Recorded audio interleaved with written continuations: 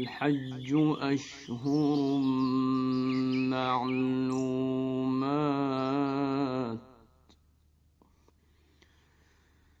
فمن فرض فيهن الحج فلا رفث ولا فسوق ولا جدال في الحج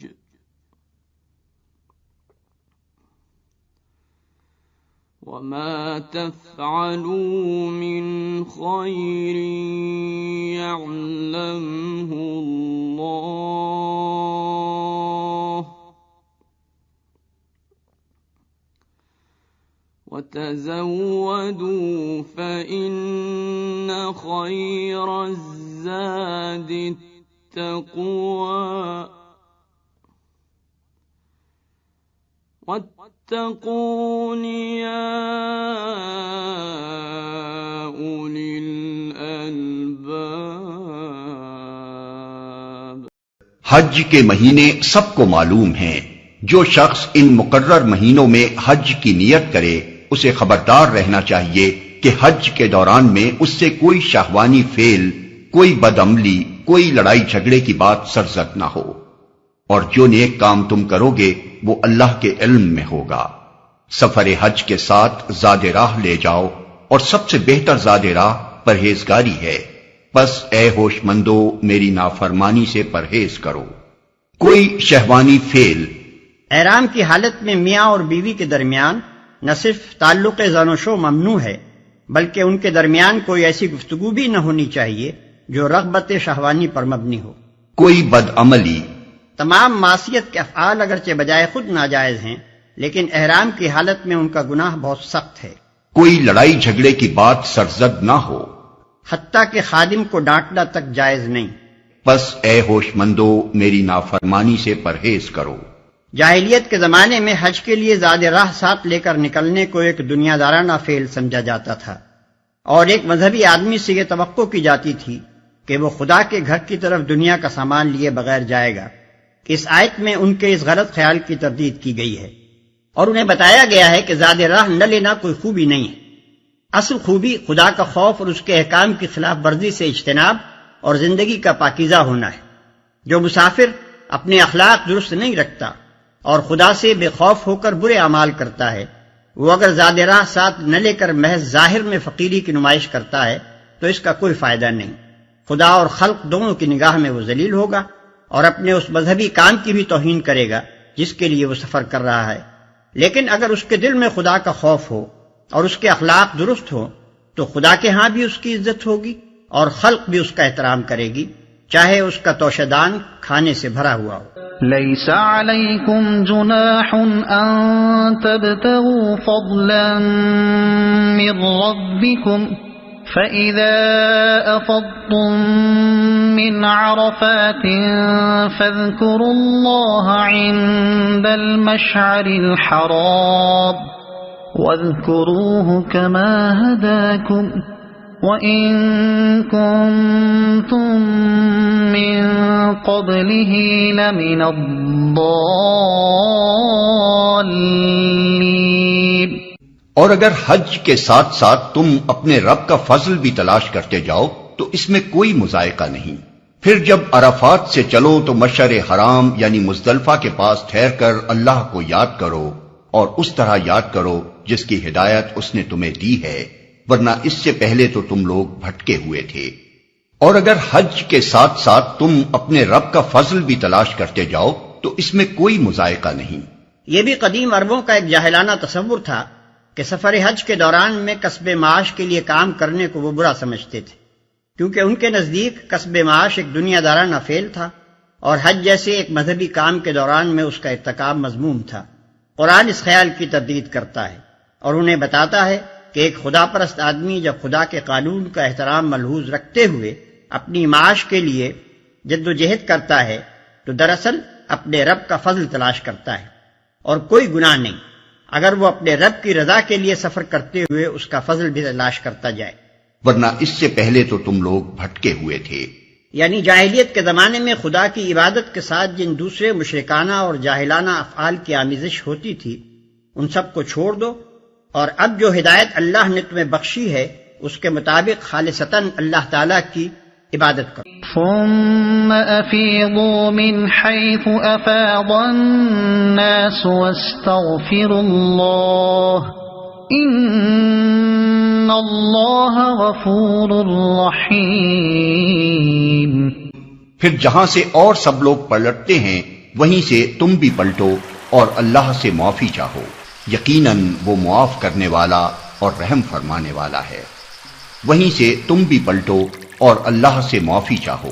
حضرت ابراہیم و اسماعیل علیہ السلام کے زمانے سے عرب کا معروف طریقہ حج یہ تھا کہ 9 ذی الحجہ کو منا سے عرفات جاتے تھے اور رات کو وہاں سے پلٹ کر مزدلفہ میں ٹھہرتے تھے، مگر بعد کے زمانے میں جب رفتہ رفتہ قریش کی برہمنیت قائم ہو گئی تو انہوں نے کہا ہم اہل حرم ہیں، ہمارے مرتبے سے یہ بات فروتر ہے کہ عام اہل عرب کے ساتھ عرفات تک جائیں۔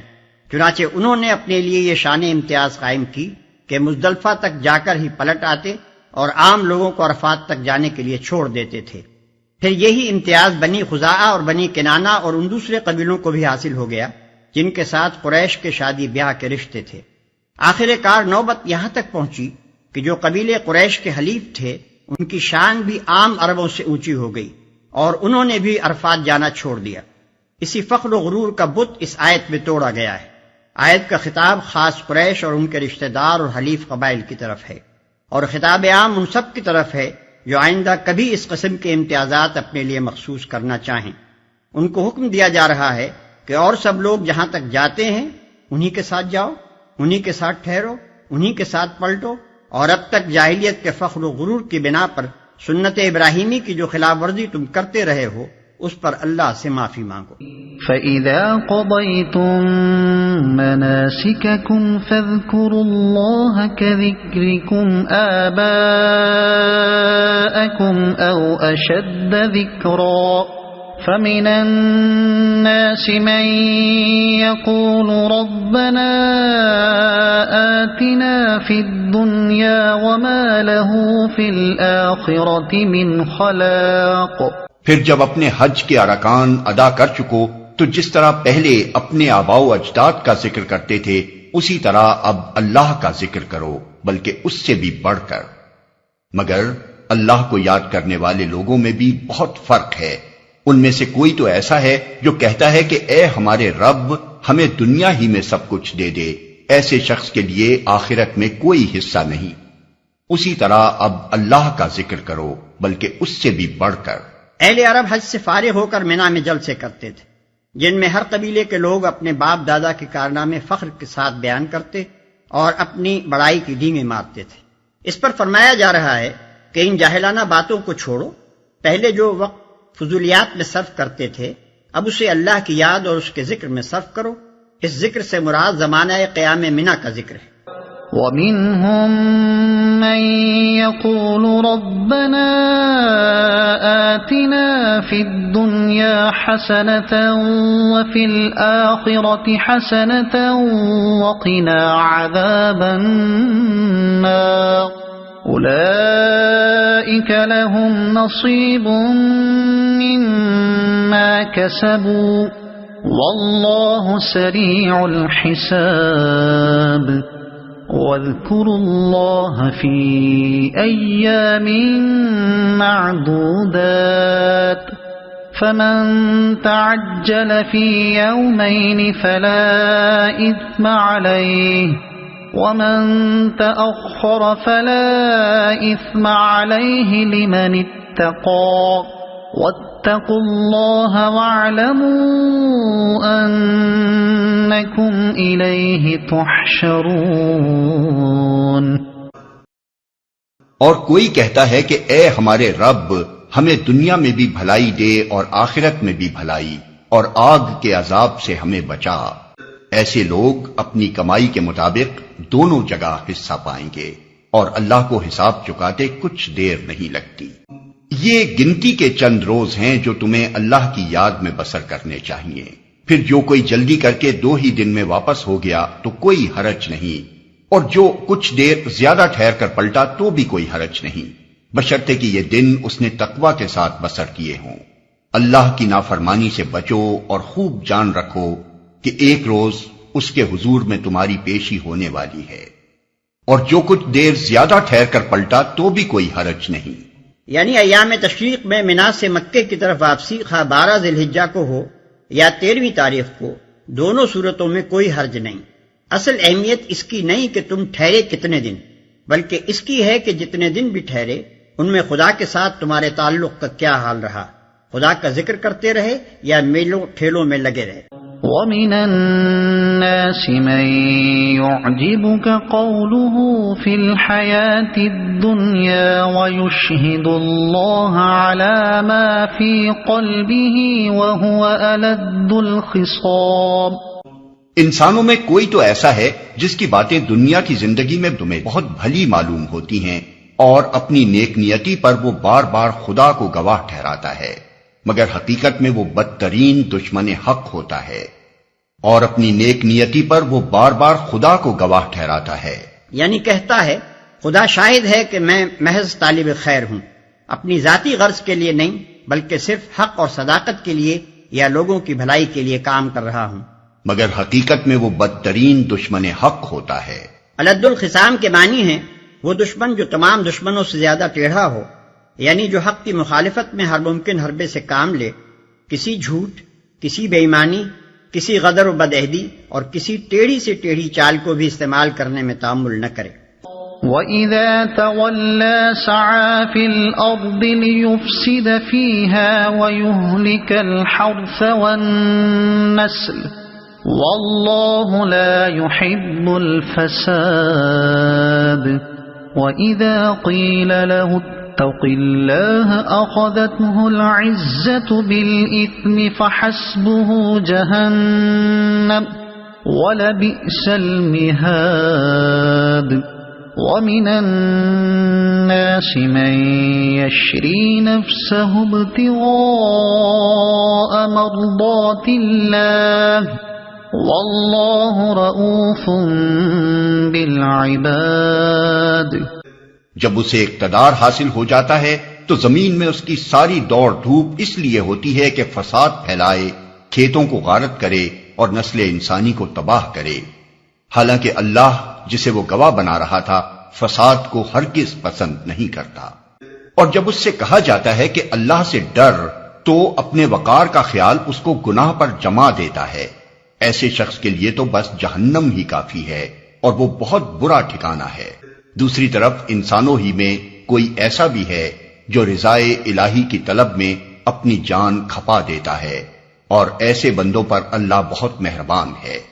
جب اسے اقتدار حاصل ہو جاتا ہے، اذا تولا کے دو مطلب ہو سکتے ہیں، ایک وہ جو ہم نے متن میں اختیار کیا ہے، اور دوسرا مطلب یہ بھی نکلتا ہے کہ یہ مزے مزے کی دل لبھانے والی باتیں بنا کر جب وہ پلٹتا ہے تو عملاً یہ کرتوت کر دکھاتا ہے۔ یا ایھا الذین آمنوا ادخلوا فی السلم کافۃ ولا تتبعوا خطوات الشیطان انہ لکم عدو مبین۔ اے ایمان لانے والو، تم پورے کے پورے اسلام میں آ جاؤ اور شیطان کی پیروی نہ کرو کہ وہ تمہارا کھلا دشمن ہے۔ اے ایمان لانے والو، تم پورے کے پورے اسلام میں آ جاؤ، یعنی کسی استثناء اور تحفظ کے بغیر اپنی پوری زندگی کو اسلام کے تحت لے آؤ۔ تمہارے خیالات، تمہارے نظریات، تمہارے علوم، تمہارے طور طریقے، تمہارے معاملات اور تمہاری سعی و عمل کے راستے سب کے سب بالکل تابع اسلام ہوں۔ ایسا نہ ہو کہ تم اپنی زندگی کو مختلف حصوں میں تقسیم کر کے بعض حصوں میں اسلام کی پیروی کرو اور بعض حصوں کو اس کی پیروی سے مستثنا کر لو۔ فَإِن زَلَلْتُم مِّن بَعْدِ مَا جَاءَتْكُمُ الْبَيِّنَاتُ فَاعْلَمُوا أَنَّ اللَّهَ عَزِيزٌ حَكِيمٌ۔ جو صاف صاف ہدایات تمہارے پاس آ چکی ہیں، اگر ان کو پا لینے کے بعد پھر تم نے لغزش کھائی تو خوب جان رکھو کہ اللہ سب پر غالب اور حکیم و دانا ہے۔ یعنی وہ زبردست طاقت بھی رکھتا ہے اور یہ بھی جانتا ہے کہ اپنے مجرموں کو سزا کس طرح دے۔ هل ينظرون إلا أن يأتيهم الله في ظلل من الغمام والملائكة وقضي الأمر وإلى الله ترجع الأمور۔ ان ساری نصیحتوں اور ہدایتوں کے بعد بھی لوگ سیدھے نہ ہوں تو کیا اب وہ اس کے منتظر ہیں کہ اللہ بادلوں کا چتر لگائے، فرشتوں کے پرے ساتھ لیے خود سامنے آ موجود ہو اور فیصلہ ہی کر ڈالا جائے؟ آخر کار سارے معاملات پیش تو اللہ ہی کے حضور ہونے والے ہیں اور فیصلہ ہی کر ڈالا جائے۔ یہ الفاظ قابل غور ہیں، ان سے ایک اہم حقیقت پر روشنی پڑتی ہے۔ اس دنیا میں انسان کی ساری آزمائش صرف اس بات کی ہے کہ وہ حقیقت کو دیکھے بغیر مانتا ہے یا نہیں، اور ماننے کے بعد اتنی اخلاقی طاقت رکھتا ہے یا نہیں کہ نافرمانی کا اختیار رکھنے کے باوجود فرما برداری اختیار کرے۔ چنانچہ اللہ تعالیٰ نے انبیاء کی بعثت میں، کتابوں کی تنزیل میں، حتیٰ کہ معجزات تک میں عقل کے امتحان اور اخلاقی قوت کی آزمائش کا ضرور لحاظ رکھا ہے، اور کبھی حقیقت کو اس طرح بے پردہ نہیں کر دیا ہے کہ آدمی کے لیے مانے بغیر چارہ نہ رہے، کیونکہ اس کے بعد تو آزمائش بالکل بے معنی ہو جاتی ہے اور امتحان میں کامیابی و ناکامی کا کوئی مفہوم ہی باقی نہیں رہتا۔